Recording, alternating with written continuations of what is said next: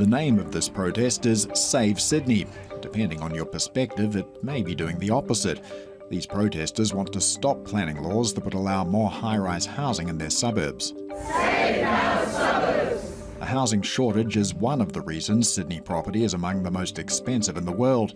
There's a desire among city planners and the state government to increase supply and do it by building up instead of out.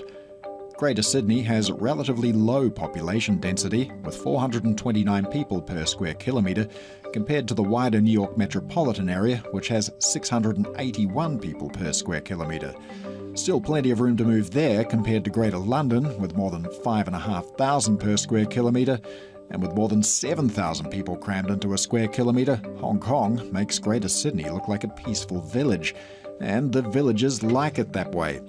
To those who have closely studied Sydney's refusal to grow up instead of out, this type of protest is disappointing but not surprising. We are seeing many of those apartments threatened.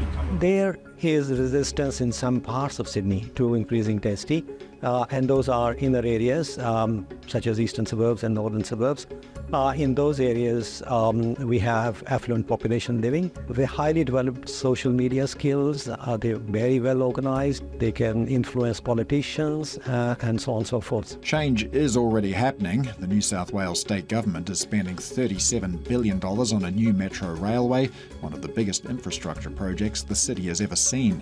The stations along its route and other existing rail corridors have been earmarked as locations for high-density housing. Cities are not museums, so they have to change, they have to evolve over time as population grows, and Sydney's population is growing significantly.